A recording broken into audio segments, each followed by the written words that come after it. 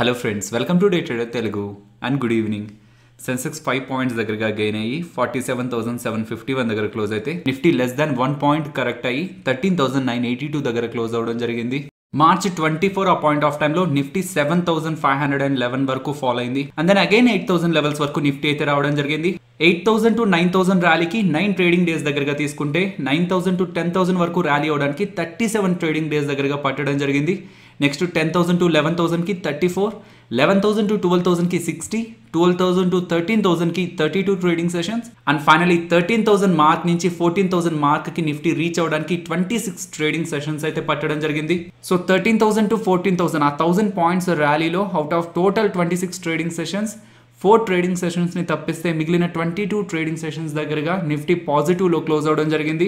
Year starting నుంచి ఇప్పటి వరకు నిఫ్టీ రిటర్న్ ని మనం చూస్తే అది 15% గా కనిపిస్తుంది. కాకపోతే మార్చ్ 24న నిఫ్టీ 7,500 లెవెల్స్ వరకు ఫాలో అయింది కదా, అక్కడ నుంచి రిటర్న్ ని మనం క్యాలిక్యులేట్ చేస్తే 90% దగ్గరగా మార్చ్ లోస్ నుంచి ర్యాలీ అయితే మనం చూడొచ్చు. 240 అరౌండ్ జూబ్లెంట్ ఫుడ్ వర్క్స్ వాళ్ళు బార్బిక్యూ నేషన్ లో 10.76% వాటాను కొంటున్నారు అని చెప్పి టెలిగ్రామ్ లో ఒక అప్డేట్ చేయడం జరిగింది కదా.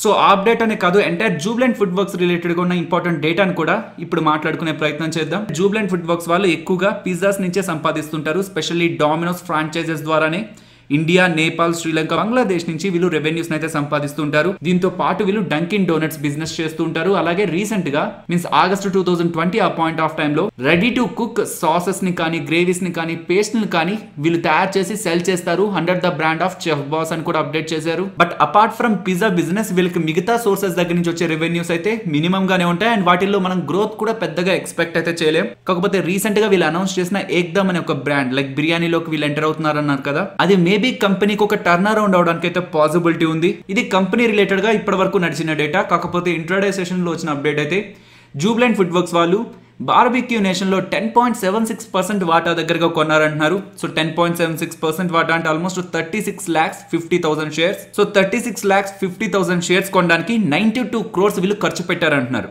అండ్ ఈవెన్ బార్బిక్యూ నేషన్ కూడా ఐపీఓగా మార్కెట్ లోకి రావాలనుకుంటుంది కదా.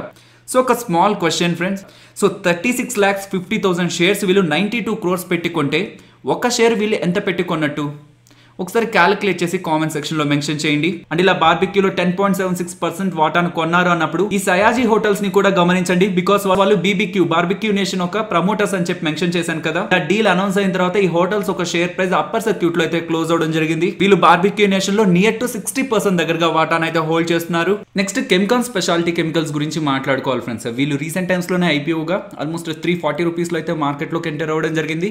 అండ్ ఐపీఓ చాలా ఎక్కువగా సబ్స్క్రైబ్ అయ్యి ఆల్మోస్ట్ 731 దగ్గరగా మోర్ దాన్ 100% లిస్టింగ్ గెయిన్స్ అయితే లిస్ట్ అవ్వడం జరిగింది. ఆల్మోస్ట్ 731 లెవెల్స్ నుంచి ఆల్మోస్ట్ 400 లెవెల్స్ వరకు కూడా స్టాక్ ప్రైస్ అయితే ఫాలో అవడం జరిగింది. బట్ ఇంట్రాడే లో మీరు గమనిస్తే ఆల్మోస్ట్ 15% దగ్గరగా స్టాక్ ప్రైస్ లో అయితే ర్యాలీ కనిపించింది. ఇంట్రాడే సెషన్స్ లో ఈ కంపెనీలో కెమికల్ స్పెషాలిటీ కెమికల్స్ లో ప్లూటస్ వెల్త్ మేనేజ్మెంట్ వాళ్ళు 10 lakh షేర్స్ దగ్గరగా బల్క్ డీల్స్ ద్వారా ఈ కంపెనీలో వాటాని కొన్నారని అండ్ ఆ 10 lakh షేర్స్ ఒక యావరేజ్ ప్రైస్ 428 రూపీస్ 52 పైస్ గా ఉందని అయితే ఎన్ఎస్సి బల్క్ డీల్ డేటా ద్వారా మనం అర్థం చేసుకోవచ్చు. నెక్స్ట్ ఇన్కమ్ ట్యాక్స్ రిటర్న్స్ ఒక డెడ్ లైన్ అయితే ప్రీవియస్ గా ఇయర్ ఎండింగ్ వరకు ఉండేది. అది ఇయర్ ఎండింగ్ నుంచి ఒకవేళ ఆడిట్ ఏం లేకుండా ఇన్కమ్ ట్యాక్స్ ఐటీఆర్ ఫైల్ చేయాల్సి ఉంటే వాటి డెడ్ లైన్ ని January 10th వరకు ఎక్స్టెండ్ చేశారు. ఇన్ కేస్ ఆడిట్ తో పాటు ఇన్కమ్ ట్యాక్స్ రిటర్న్ ని ఫైల్ చేయాల్సి ఉంటే వాటి డెడ్ లైన్ ని February 15th వరకు ఎక్స్టెండ్ చేయడం జరిగింది. Next Antony waste handling cell IPO గురించి మాట్లాడుకోవాలి. ఈ ఐపీఓ రేపు మార్కెట్ లో లిస్ట్ అవబోతుంది. Present grey market premium previous days లో మాట్లాడుకుంటున్నట్లే ఆల్మోస్ట్ 130 దగ్గర అయితే స్టేబుల్ గా ఉంది. సో ఎక్కువగా ట్రాన్సాక్షన్స్ అయితే జరగట్లేదు, మీన్స్ ఎక్కువగా డిమాండ్ అయితే లేదు. అలా అని గ్రే మార్కెట్ ప్రీమియం కూడా ఫాలో అవ్వట్లేదు. సో ప్రెసెంట్ ఉన్న డిమాండ్ తోనే మార్కెట్ లో లిస్ట్ అయితే 40% దగ్గరగా లిస్టింగ్ గెయిన్స్ రావడానికి పాసిబిలిటీ ఉంది.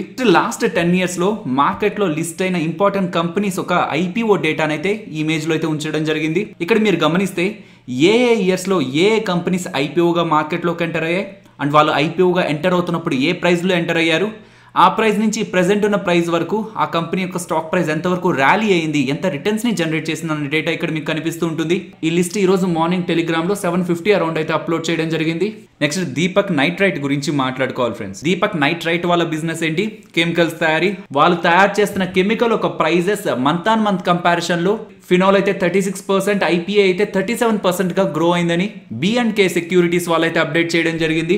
సో దీని ద్వారా కంపెనీకి ఎలాంటి అడ్వాంటేజ్ ఉంటుందంటే ఇఫ్ వాళ్ళ బిజినెస్ ని పెంచుకోకుండా సేమ్ బిజినెస్ వాళ్ళు చేస్తున్నా ప్రీవియస్ మంత్ తో పోలిస్తే ఇప్పుడు వాళ్ళ కెమికల్ ఒక ప్రైజెస్ పెరిగాయి కాబట్టి వాళ్ళ మార్జిన్స్ పెరుగుతాయి.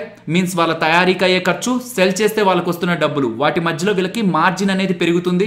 సేల్స్ సేమ్ గా ఉన్న మార్జిన్ ఎప్పుడైతే ఒక కంపెనీకి పెరుగుతుందో ఆటోమేటిక్ గా ప్రాఫిట్స్ లో మనకు అప్టిక్ అయితే కనిపిస్తుంది. సో ఇది ఆల్మోస్ట్ 1240 అరౌండ్ అయితే టెలిగ్రామ్ లో అప్డేట్ చేయడం జరిగింది. వీళ్ళు ఏ కెమికల్స్ అయితే తయారు చేస్తున్నారో వాటి prices month on month comparison లో పెరిగాయి. సో వాటి ప్రైజెస్ పెరిగాయి కాబట్టి వీళ్ళకి సంబంధించిన ప్రాఫిటబిలిటీ కూడా ఇంప్రూవ్ అవుతుందనే ఒక ఉద్దేశంతో ఇంట్రాడే సెషన్స్ లో స్టాక్ ప్రైస్ లో మనకు కొంత ర్యాలీ కనిపించింది.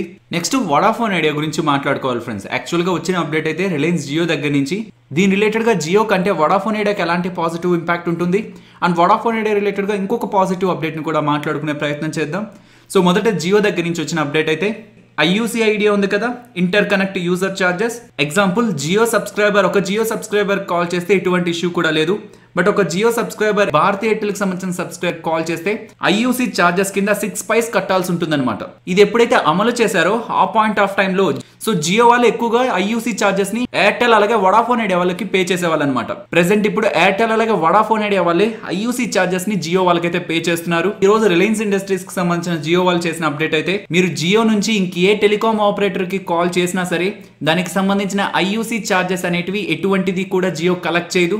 జియో నుంచి ఇంకే ఇతర టెలికాం ప్లేయర్ కి ఆల్ ఓవర్ ఇండియాలో ఫోన్ చేసినా సరే అది ఫ్రీగానే ఉంటుందని జియో వాళ్ళు అయితే అప్డేట్ చేయడం జరిగింది. స్టార్టింగ్ లో జియో వాళ్ళే ఎయిర్టెల్ కి వడాఫోన్ ఐడియా వాళ్ళకి IUC చార్జెస్ అయితే చెల్లించేవాళ్ళు. కాకపోతే ప్రెసెంట్ ఎయిర్టెల్ అలాగే వడాఫోన్ ఐడియా వాళ్ళు జియోకి డబ్బులు IUC చార్జెస్ చెల్లిస్తున్నారు కాబట్టి ప్రెసెంట్ ఈ స్టెప్ అనేది ఎయిర్టెల్ అలాగే వడాఫోన్ ఐడియా రిలేటెడ్ గా పాజిటివ్ గా కనిపిస్తుంది. కాకపోతే ఇంకొక అప్డేట్ ఉంది. సో వీళ్ళు స్పెక్ట్రమ్ రీఫ్రేమింగ్ రిలేటెడ్ గా కొన్ని స్టెప్స్ అయితే తీసుకున్నారంటున్నారు. స్పెక్ట్రమ్ రీఫ్రేమింగ్ అంటే వడాఫోన్ ఐడియా రిలేటెడ్ గా ఆల్రెడీ ఎగ్జిస్టింగ్ ఉన్న 2G అలాగే 3G స్పెక్ట్రమ్ ని 4G స్పెక్ట్రమ్ కి తీసుకుంటున్నారంటున్నారు. మీన్స్ కొత్తగా 4G స్పెక్ట్రమ్ ని వేలంలో కొనుక్కోకుండా ఎగ్జిస్టింగ్ గా వడాఫోన్ ఐడియా దగ్గర ఉన్న 2G అలాగే 3G స్పెక్ట్రమ్ ని యూజ్ చేసుకొని 4G స్పెక్ట్రమ్ ని తీసుకుంటున్నారంటున్నారు. దీని ద్వారా ముంబై, ఢిల్లీ, కోల్కతా వీటిల్లో హై స్పీడ్ ఇంటర్నెట్ ని ప్రొవైడ్ చేసే ప్రయత్నం వడాఫోన్ ఐడియా వాళ్ళు చేస్తున్నారంటున్నారు. ఇది చాలా ఇంపార్టెంట్. అలా కాకుండా డైరెక్ట్ 4G స్పెక్ట్రమ్ ని వీళ్ళు కొనడానికి ప్రయత్నిస్తే ప్రెజెంట్ చేస్తున్న దానికంటే 20% దగ్గరగా ఎక్కువగా వీళ్ళు క్యాపిటల్ ఎక్స్పెండిచర్ అనేది చేయాల్సి ఉంటుంది. అండ్ ఇలా వీళ్ళ 4G స్పెక్ట్రమ్ ని పెంచుకోవడం ద్వారా నెట్ స్పీడ్ ఇంప్రూవ్ అవుతుంది, క్వాలిటీ ఆఫ్ నెట్వర్క్ కూడా ఇంప్రూవ్ అవుతుంది. తద్వారా సబ్స్క్రైబర్స్ ఒక రిటెన్షన్ ఎక్కువగా ఉంటుంది అనమాట. బికాస్ వడాఫోన్ ఐడియాలో రీసెంట్ గా వచ్చిన డేటా అక్టోబర్ మంత్ డేటాను కూడా మీరు గమనిస్తే 27 lakh subscribers Vodafone Idea loss అవడం జరిగింది. 3G అలాగే 4G యూజర్ బేస్ కంటే కూడా 2G యూజర్ బేస్ ఇండియాలో చాలా ఎక్కువ. వడాఫోన్ ఐడియాలో 63% యూజర్స్ ఇంకా 2Gనే యూజ్ చేస్తున్నారు అండ్ ఎయిర్టెల్లో 51% యూజర్స్ దగ్గరగా 2G యూజర్సే ఉన్నారు. కాబట్టి 2G నెట్వర్క్ ని కూడా ఎక్కువగా 4G నెట్వర్క్ కి రీఫ్రేమింగ్ చేయడానికి అయితే అవ్వదు. నెక్స్ట్ నిఫ్టీ అలాగే bank Nifty support and resistance మాట్లాడుకుందాం ఫ్రెండ్స్. ఇక్కడ నేను సపోర్ట్ ని మాత్రమే చేంజ్ చేశాను నిఫ్టీ. బికాస్ ప్రీవియస్గా అనుకుంటున్న 13,860 సపోర్ట్ మార్కెట్ అయితే రెస్పెక్ట్ చేసింది, కానీ ప్రెసెంట్ ఉన్న లెవెల్స్ నుంచి కొంత ఎక్కువగా దూరంలో ఉంది. సో ప్రెసెంట్ ఉన్న లెవెల్స్ నుంచి దగ్గరగా సపోర్ట్ని చూడాలనుకుంటే నిఫ్టీ 13,920 దగ్గర గమనించవచ్చు. అండ్ మిగిలిన లెవెల్స్ అన్ని కూడా నిన్నటి వీడియోలో మాట్లాడుకున్న లెవెల్సే. అండ్ బ్యాంక్ నిఫ్టీ లెవెల్స్ని ఈరోజు మీరు ఇంట్రాడే సెషన్లో గమనిస్తే మోస్ట్లీ సపోర్ట్ అండ్ రెసిస్టెన్స్ మధ్యలోనే మూవ్ అయింది. సో మనం మాట్లాడుకున్న సపోర్ట్ 31,070 అండ్ ఈ రోజు బ్యాంక్ నిఫ్టీ లోయెస్ట్ 31,088, అలాగే బ్యాంక్ నిఫ్టీ హైయెస్ట్ 31,409.